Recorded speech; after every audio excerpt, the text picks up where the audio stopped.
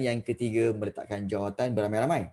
So hari ini kita nak sambung berkaitan dengan cara yang keempat, iaitu bantahan golongan wanita, di mana golongan wanita yang menentang hebat penyerahan Sarawak ini ialah seperti Cikgu Lily Aberwine. Ya, dah. Terima kasih Khairina. Cikgu Lily Aberwine ni juga Hajar Sipah Tuanku Osman, Dayang Fauzia dan juga Cikgu Ajibah Abul. So kaum ibu yang diketuai oleh Cikgu Lily Aberwine ini telah pergi ke Rumah Panjang untuk mengadakan kempen kesedaran. Mereka sanggup mengorbankan masa dan tenaga untuk mengatur demonstrasi menentang penyerahan Sarawak itu.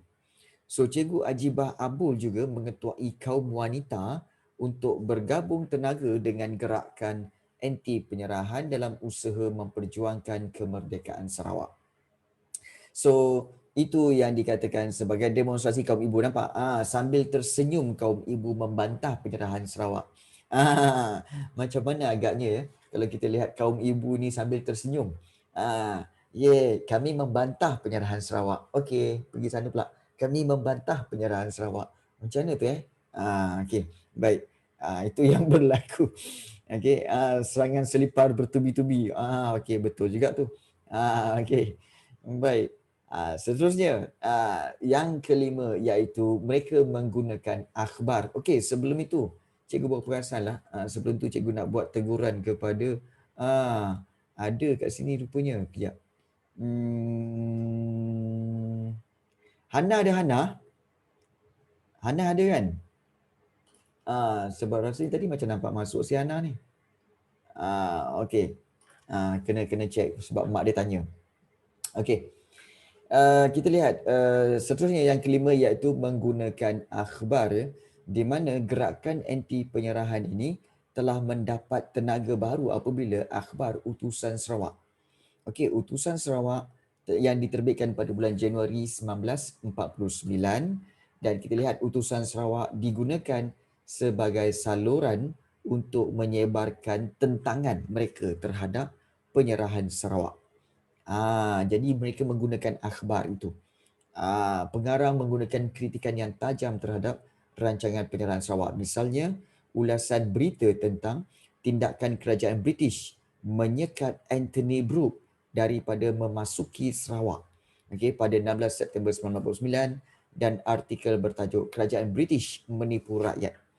So ini cara mereka menyerang kerajaan British supaya kerajaan British tidak meneruskan rancangan untuk mengambil Sarawak itu.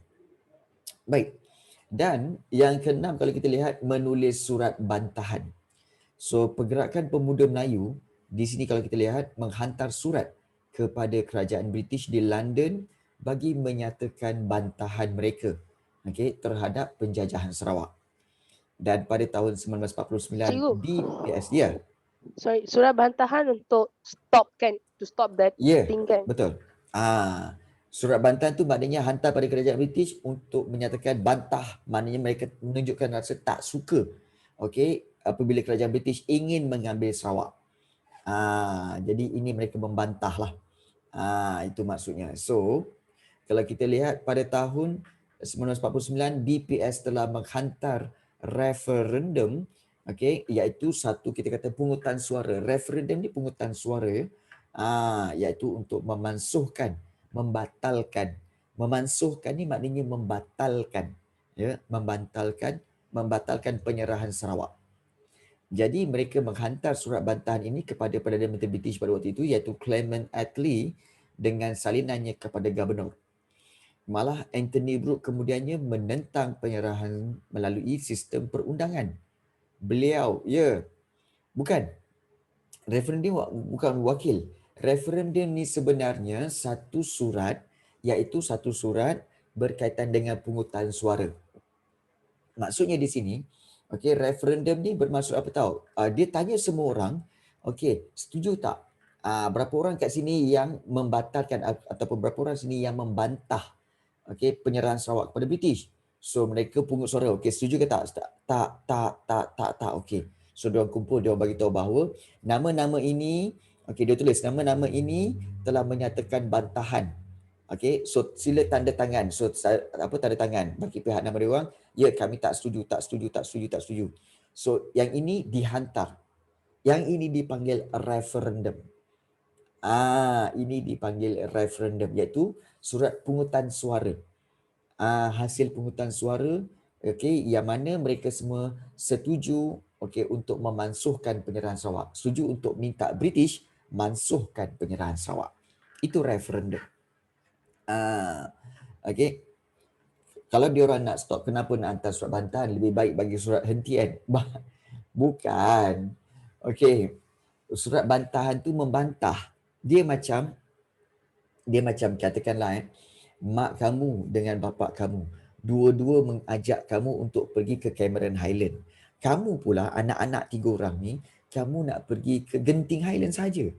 So, kamu telah menghantar surat bantahan kepada mak bapa kamu bahawa kami membantah untuk pergi ke Cameron Highland. Nampak tak? Kamu kata itu surat bantahan. Kamu tak kata itu surat hentian. Itu surat bantahan. Boleh faham? Jadi nak try buat joke tapi tak jadi. Okey, baik. Buat perjumpaan parlimen dalam rumah. Yes. Lebih kurang macam itulah. Jadi Anthony Brooke kemudiannya menentang penyerahan Cikgu, itu. Ya. nak tanya, kan surat bantahan kan? So dia Okey. kena kumpul banyak petition ke? Ya, lebih kurang petition lah. Dia orang kumpulkan petition tetapi bukan semua rakyat. Sebab biasanya Pergerakan Pemuda Melayu ni, dia akan ambil among ahli dia lah, the members, all the members PPM. Surat bantahan dengan petition sama ke lain? Dia lebih kurang sama. Okay. Dia sebenarnya petition dengan referendum lebih kurang sama. Okey, dia macam banci. Banci untuk mengambil kira mendapatkan maklumat. Banci ni mendapatkan maklumat. Yang ini adalah referendum untuk menyatakan sama ada setuju atau tidak. Dan referendum ini dalam sejarah kita belajar 2 kali referendum. Iaitu referendum pertama yang dibuat yang memasukkan penyerahan Sarawak ini. Yang kedua kamu akan belajar tentang referendum Singapura, di mana Singapura membuat pungutan suara untuk tanya kepada rakyat diorang setuju tak nak join Tanah Melayu menjadi Malaysia. Dan referendum Singapura itu telah memaklumkan, telah menghasilkan persetujuan rakyat Singapura untuk join Malaysia. Itu 2 referendum. Referendum means pungutan suara lah. Pungutan suara. Okey. Baik. So Anthony Brooke kemudiannya menentang penyerahan itu melalui sistem perundangan. Beliau membuat rayuan di Privy Council dan pada 16 Julai 1948 Anthony Brooke membawa kes ini ke Mahkamah Tinggi Brunei, namun rayuan tersebut telah ditolak. Kita tahu bahawa Anthony Brooke adalah waris yang sepatutnya menerima takhta kerajaan dinasti Brooke di Sarawak. Tetapi kita tahu bahawa Vainer Brooke tidak mahu menyerahkannya kepada Anthony Brooke, ya. Okey, baik. So itu yang berkaitan dengan surat bantahan. Tetapi yang paling radikal adalah ini. Ini paling penting, iaitu dalam banyak-banyak penentangan berkaitan dengan penyerahan Sarawak, ini yang paling kita kata agresif, iaitu kumpulan Rukun 13. So kalau kita lihat di sini, golongan muda dalam gerakan anti penyerahan itu telah menubuhkan Rukun 13. Dan Rukun 13 ini ditubuhkan secara sulit, secara senyap-senyap oleh para pemimpin Pergerakan Pemuda Melayu PPM tadi, iaitu di Sibu. Okay. No, it's okay Sashmita, it's okay. Okay, tak muda pun, ini nampak je tak muda, tapi muda. Kan? Bukan macam kamu Nakib kan. Tengok usia muda tapi muka tua, macam mana? Okay, baik. So, Cikgu. Ya. Baik. Kumpulan ini muka artis. Kumpulan ini dipimpin oleh Awang Ramli, kemudian Morshidi Siddiq dan juga Bujang Suntung. Morshidi Siddiq ni mungkin muda lah, nampak muda. Awang Ramli ni mungkin nampak tak berapa muda. Bujang Suntung ni mungkin lagi nampak tua. Yelah, what do you expect? Kau ingat zaman dia tu ada krim muka ke? Nak bagi muka apa muda? Tak ada. Okey? Tak ada. Baik. So sasaran kumpulan ini adalah untuk menghapuskan pegawai tinggi British di Sibu Sarawak. Dan satu mesyuarat sulit telah diadakan untuk mereka nak membunuh Sir Duncan Stewart. Betul. Betul Nakib. Ya. Okey. Sasaran kumpulan ini adalah untuk menghapuskan pegawai tinggi British. Oh ya ke? Moshidi Sidik tu? Oh okey, macam kawan saya dalam kelas. Okey. So satu mesyuarat sulit diadakan untuk membunuh Sir Duncan Stewart ya pada 3 Disember 1949. So di sinilah bermulanya peristiwa Songket berdarah. So kalau kita lihat di sini, Rosely Dobbie. Ini nama yang kamu kena ingat ya. Rosely Dobbie. Okey, Rosely Dobbie antara pejuang kemerdekaan Sarawak. Beliau telah menikam Duncan Stewart. Dan mana Duncan Stewart? Ni gambar dia. Duncan Stewart ni ya. Ni Duncan Stewart. Dan okey. Baik, so kita lihat di sini. Okey, seminggu kemudian Duncan Stewart. Seminggu kemudian Duncan Stewart meninggal dunia. Meninggal dunia di Hospital Singapura. So peristiwa ini dikenali dengan nama Songket berdarah. Macam pernah dengar aja kata ni. Pernah dengar ya, Songket berdarah. So pembunuhan Duncan Stewart ini memberikan kesempatan. Inilah peristiwa yang memberi kesempatan kepada British untuk menindas gerakan anti penyerahan. Pada 6 Disember dan 7 Disember 1949, British British menutup pejabat PPM, PKMS, BPS dan Angkatan Semangat Anak Negeri Sarawak. Maknanya semua pertubuhan-pertubuhan yang ada di Sarawak telah diminta untuk ditutup pejabatnya. Malah Anthony Brooke merayu semua persatuan anti penyerahan supaya menghentikan usaha menentang penyerahan pada 5 Februari 1951. Rosely Dobbie, Moshidi Sidik, Awang Ramli, Bujang Suntung akhirnya dikenakan hukuman gantung hingga mati setelah didapati bersalah. So, anggota rukun 13 yang lain dikenakan hukuman penjara. So, gerakan anti penyerahan sebenarnya telah mengalami kegagalan. Maknanya mereka gagal. Walaupun mereka berjaya membunuh tetapi gagal. Walau bagaimanapun, gerakan tersebut memberikan kesedaran. Tak ada. Sebenarnya ada juga hukuman gantung sampai mati. Maknanya hukuman itu akan digantung, dia tunggulah. Ada yang kadang-kadang 5 minit baru mati. Ada yang kadang-kadang 10 minit baru mati. Ada yang kadang-kadang setengah jam baru mati. Ada yang 1 minit je dah mati. So dia tak boleh gantung saja kemudian buka. Tak. Dia kena gantung, tunggu sampai mati. Dia betul-betul mati baru dibuka semula. So itu hukuman gantung. Yes. Okey. Ya, betul Hana. Hai Hana. Tahu-tahu masuk. Kenapa ada masalah ke masuk tadi? 2 kali masuk. Okey. So di sini kita lihat walau bagaimanapun I see.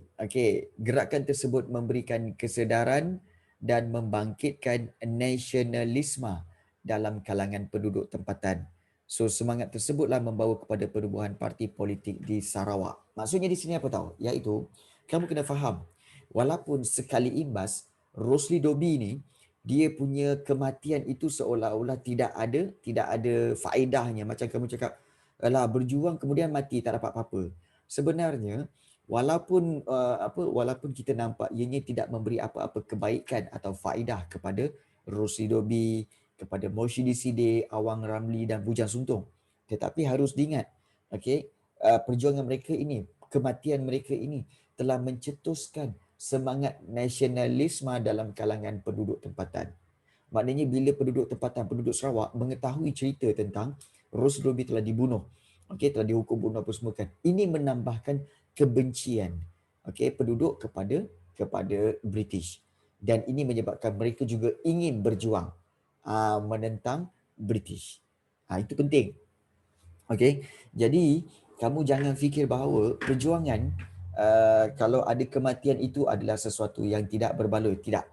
Sebenarnya ianya berbaloi. Seperti mana yang berlaku kepada tokoh-tokoh yang kita pernah belajar dulu kan, seperti Tok Janggut, Datuk Bahaman, Datuk Maharaja Lela. Okey, tokoh-tokoh tu kebanyakannya telah mati ketika berjuang. So kita kata macam rugi lah kan. Okey, berjuang tapi tak dapat apa. Akhirnya mati.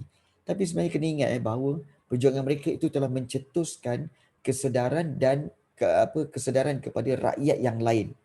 Dan mereka lah yang bangun untuk menentang penjajahan dan akhirnya mereka menang. Kalau tak mula dengan tokoh-tokoh ini, maka takkan ada yang kedua.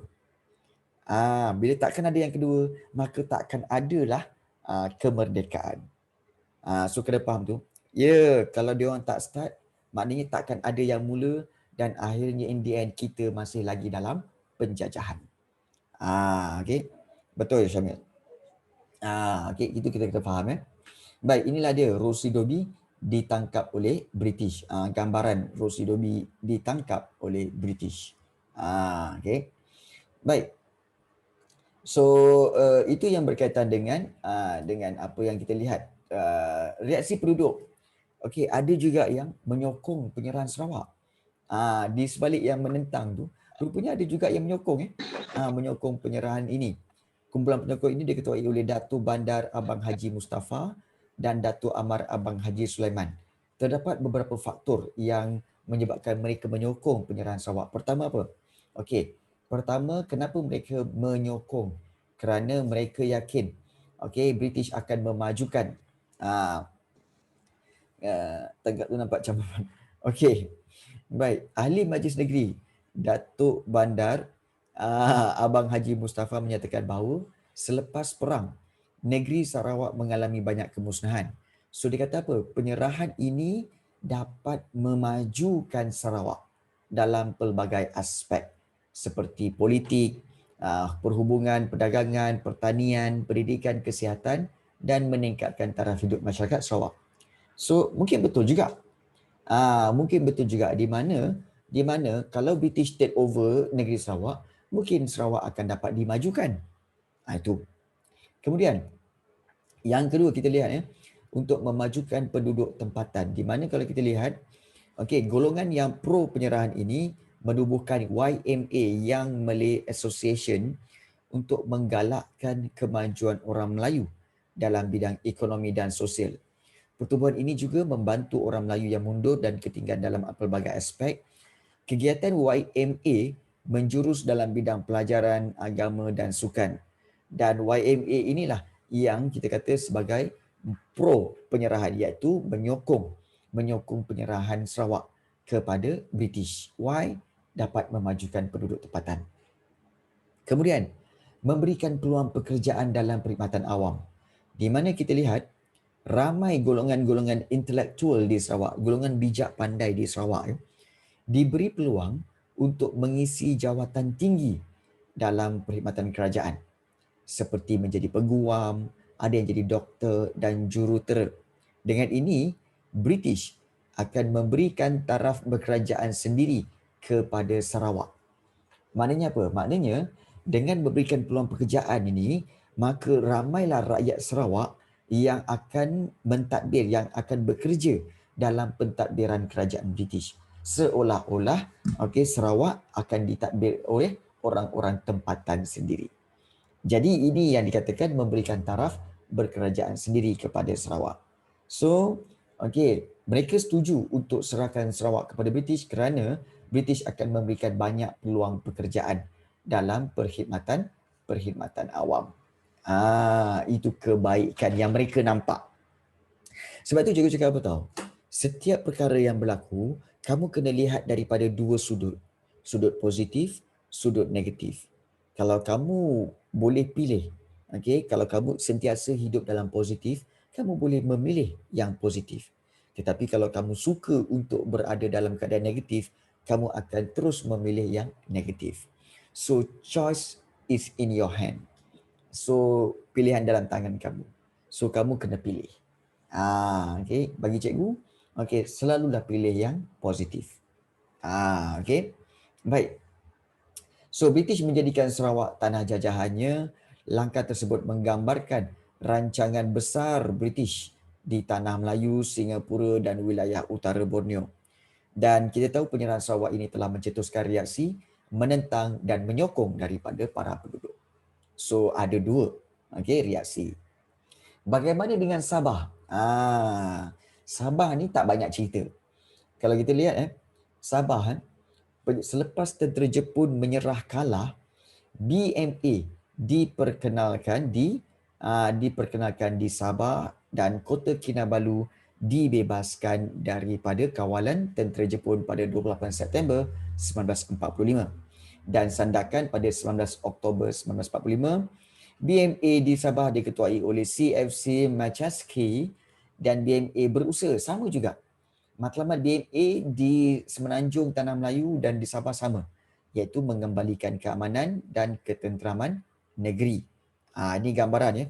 Tentera BMA sampai ke kawasan Kudat di Sabah. Dan ada juga tentera BMA yang sampai di Pulau Labuan di Sabah. Itu. Dan kita lihat faktor penyerahan Sabah kepada British. Yes, betul Hana. Okey, kita lihat SBUB. Kita tahu kan, Sabah sebenarnya sebelum ini diperintah oleh SBUB, Syarikat Borneo Utara British. Seperti mana yang kita belajar semasa tingkatan 3 dulu. Kan semasa tingkatan 3 dulu kita belajar SBUB. Baik, jadi kalau kita lihat di sini, SBUB telah menandatangani satu perjanjian dengan kerajaan British pada 26 Jun 1946. Sabah kemudiannya menjadi tanah jajahan British. Dan penyerahan Sabah sebagai sebuah tanah jajahan bermakna pentadbiran negeri akan ditadbir oleh seorang gubernur yang bertindak sebagai ketua kerajaan. Dan gubernur British yang pertama di Sabah ialah Sir Edward Twining. Inilah dia. Pentadbiran dan penyerahan Sabah kepada British. Kenapa Cikgu, Sabah? Ya. ada ke gambar Sir Edward Twining tu? Setakat ni tak ada pula.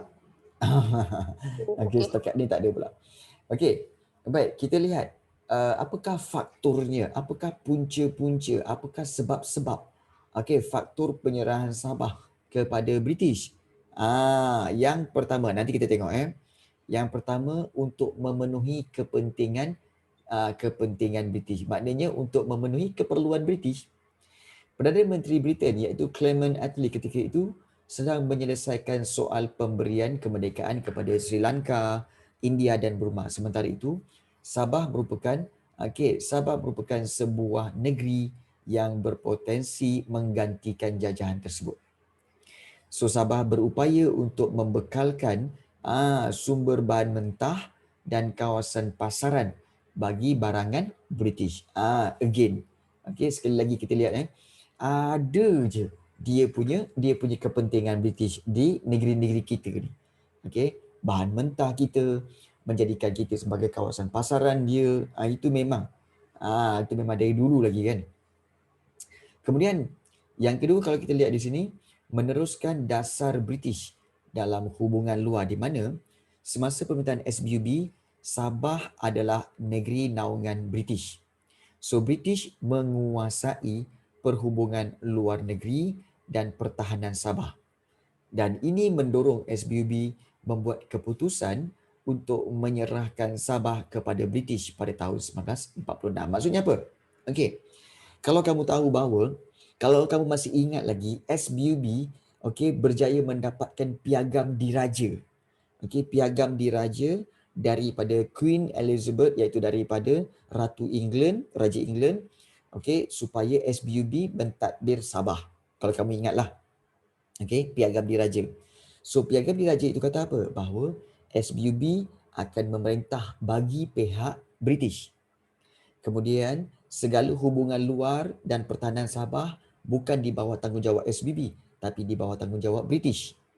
Bermakna di sini, kerajaan British memang dah ada hubungan yang lama dengan SBUB. So, apabila SBUB, apabila Sabah memang telah lama di bawah naungan British, maka SBB kata, kalau keadaan sekarang ni aku bagilah balik kepada British. Sebab SBB kata bagilah pada British. Sebab British pun dah lama membantu kita menjaga hal ehwal Sabah. Itu. So British dapat meneruskan dasar British dalam hubungan luar ini ya. Kemudian yang ketiga, kebakarannya di Hospital Awam Jesselton. Kita lihat di sini masalah kewangan SBB. Sebelum meninggalkan Sabah, ini memang perangai Dajjal.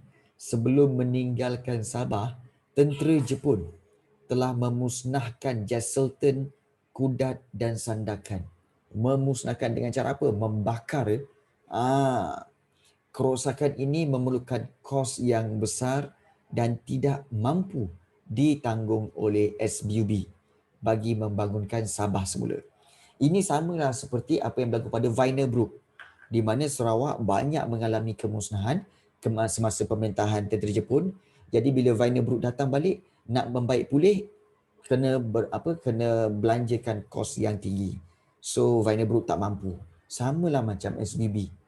Okey, di Jesselton, di Kudat, di Sandakan banyak berlaku kerosakan. So SBB tak mampu untuk memperbaikinya lagi, maka pihak syarikat setuju serahkan Sabah kepada kerajaan British sebab kekurangan dana untuk membaik pulih kawasan-kawasan yang musnah. Ini contoh Bandar Sandakan sebelum dibom oleh tentera Jepun, elok je. Kemudian Sandakan selepas dibom oleh tentera Jepun. Bayangkanlah dibom oleh tentera Jepun. Jadi itulah yang berlaku. So kalau kita lihat di sini ya. Okey, penyerahan Sabah kepada British. Apakah reaksi penduduk tempatan? Okey, penyerahan Sabah kepada British tidak mendapat penentangan daripada rakyat tempatan. Disebabkan oleh perkara-perkara berikut. Pertama, dasar British. British menindas kegiatan berpersatuan. Maknanya mana-mana persatuan yang wujud, British telah halang dulu. Awal-awal dah halang. Penduduk Sabah sebenarnya kalau kita lihat penduduk Sabah terdiri daripada pelbagai kumpulan etnik yang berbeza dari aspek bahasa, budaya, macam-macam. Okey, kita tahu dekat Sabah ada suku kaum Kadazan Dusun, kemudian orang Ulu, kemudian Bajau dan sebagainya. Jadi, ini menyukarkan pemimpin Sabah untuk himpunkan semua etnik dalam satu pertubuhan. Memang susah. Bahasa pun beza-beza, orangnya pun beza-beza. Namun begitu ada juga persatuan-persatuan itu bukan seperti PAS-PAS, seperti Persatuan Kebangsaan Melayu di Sabah, yang dipimpin oleh Tengku Nordin, Zakaria Gun dan juga Abu Bakar Ki Ahmad. Selain itu terdapat juga Barisan Pemuda Sabah Barib yang dipimpin oleh Bandur Muhammad Sharif, Imam Suhaili Yaakob, Seruji Yaakob dan Zulkifli Apung, Abang Abdul Hadi. Dan pada awalnya, organisasi ini ditubuhkan untuk memperbaiki keadaan ekonomi dan politik kaum Bumiputera. Kemudiannya pemimpin ini aktif pula membangkitkan kesedaran berpolitik dalam kalangan masyarakat setempat. Jadi British khawatir pengaruh pemimpin ini akan menggugat kedudukan mereka. So caranya adalah British bertindak secara halus menawarkan jawatan kenaikan pangkat kepada ahli persatuan ini. Selain itu, tak perlu. Tak perlu. Okey, fahami je. British, taktik British di Sabah iaitu apa? Bagi jawatan kenaikan pangkat kepada ahli persatuan itu. Selain daripada itu, ini dia punya strategi di Sabah. Yang pertama, memberi jawatan kenaikan pangkat. Yang kedua, iaitu kalau kita lihat di sini, iaitu British turut memindahkan ahli dan pemimpin yang aktif ke bandar lain. Amboi, dipindahkan dipindahkan ke kawasan lain. So, kegiatan berpersatuan ini akhirnya menjadi lemah kerana mereka mengalami masalah kewangan dan kekurangan pemimpin. Yalah, bila pemimpin dipindah-pindahkan ke tempat lain, so hilanglah pemimpin pada persatuan itu. Sebagai contoh Barisan Pemuda Sabah Barib ini. pemimpin seperti Pangeran Muhammad Yusof Jamil Umar dihantar berkhusus ke Singapura. Okey, ke Singapura. Kemudian juga H.M. Saleh ditawarkan bekerja dengan kerajaan. Mandur Sharif pulang ke Indonesia. Imam Suhaili berpindah ke Labuan. Seruji Yaakob menyertai khairat Jumaat Muslimin. Okey. Tengku Nordin dipindahkan ke Jesselton. Kemudian ditawarkan bekerja di Treasury Jesselton sebelum pulang ke Tanah Melayu. Zakaria Gun ditukarkan ke Jesselton. Apung Krahu ditukarkan ke dari daerah Tawau ke daerah Sandakan. Maknanya bijak. Okey, pindah-pindahkan. Okey, kemudian berikan jawatan. Jadi mereka akan sibuk dengan kerja, tak boleh nak buat persatuan. Nampak? Ini secara halus. British telah melakukannya ya. Baik. Kemudian kita lihat di sini mengehadkan peluang pentadbiran. Dasar British mengehadkan peluang kepada penduduk tempatan libatkan diri dalam bidang pentadbiran menyebabkan penduduk Sabah kurang mempunyai pengalaman, kurang pengalaman dalam sistem birokrasi barat. So bermakna di sini, okey, kenapa penentangan Sabah tidak begitu jelas ataupun tidak berlaku? Kerana dasar British yang telah cuba untuk menyekat perkembangan persatuan-persatuan itu. Kemudian yang kedua, kita lihat di sini dia telah mengehadkan peluang dalam pentadbiran, dan yang kedua sebenarnya di sini iaitu apa tahu? Kepentingan sosioekonomi penduduk tempatan, di mana penyerahan Sabah ini dianggap sebagai peluang kepada penduduk tempatan untuk libatkan diri dalam pentadbiran, memajukan bidang perniagaan dan luaskan jaringan perdagangan. Selain itu, penyerahan ini dapat membangunkan negeri Sabah selepas perang. Oleh sebab itu, kebanyakan penduduk enggan libatkan diri dalam aktiviti menentang penyerahan Sabah kepada British. Sebab bagi diorang, rugi kalau kita menentang British. Sebab British akan membantu kita untuk apa? Untuk memajukan Sabah. Jadi lebih baik jangan menentang. Maknanya ada kepentingan sosioekonomi. Jadi, kita lihat di sini, penyerahan Sabah kepada British tidak mendapat sebarang bantahan daripada penduduk tempatan kerana mereka tidak memahami tujuan penyerahan tersebut. Hal ini disebabkan oleh dasar British yang telah menindas kesedaran nasionalisme dalam kalangan anak watan. So, gelombang kebangkitan nasionalisme di Sabah berlaku apabila British memperkenalkan langkah ke arah berkerajaan sendiri di Sabah. So, kita lihat di sini gerakan penduduk tempatan membantah pelaksanaan secara umumnya gagasan Melayu Union, gerakan anti penyerahan di Sarawak dan Sabah juga sebenarnya kebanyakan gerakan ini berjaya mencapai matlamatnya lah. Dan ini telah mencetuskan gelombang kebangkitan nasionalisme untuk membebaskan tanah air daripada belenggu penjajah.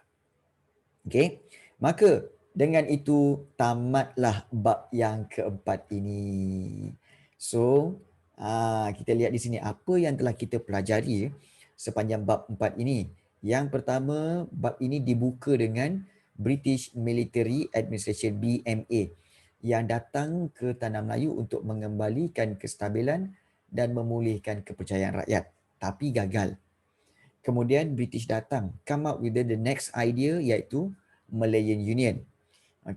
Dan kita tahu latar belakang di mana pada peringkat awalnya memang dah wujud kertas putih itu untuk menubuhkan Malayan Union, dan kita lihat bagaimana British mendapatkan tanda tangan Sultan yang dilakukan oleh Sir Harold MacMichael dan berlakulah desakan, ugutan dan sebagainya. Yes. Kemudian kita lihat juga yang ketiga, bagaimana reaksi penduduk tempatan. Baik, penentangan. Of course berlaku penentangan iaitu penentangan daripada Raja-Raja Melayu, dan juga penentangan oleh rakyat terhadap Malayan Union. Dan kita lihat juga penyerahan Sarawak kepada kerajaan British, bermula dengan pentadbiran tentera di Sarawak, dan faktor-faktor penyerahan Sarawak kita telah pelajari. Diteruskan lagi dengan bagaimana reaksi penduduk tempatan, di mana banyak penduduk yang menentang penyerahan Sarawak. Dan antara bentuk penentangan itu seperti demonstrasi, menubuhkan persatuan dan sebagainya. Dan yang terakhir kita lihat reaksi penduduk yang menyokong penyerahan Sarawak. ada juga yang menyokong. Okey. Dan tadi baru sebentar tadi kita lihat tentang penyerahan Sabah kepada British dan reaksi mereka iaitu mereka tidak menentang penyerahan Sabah kepada British sebab dasar British sendiri dan juga kepentingan sosioekonomi penduduk tempatan. So, habislah bab yang keempat, era peralihan kuasa British di negara kita. Alright. So, ada soalan untuk ditanyakan? Atau mana-mana bahagian yang kamu tak faham? Ya, Kaishin. Nak tanya apa-apa, Kaishin?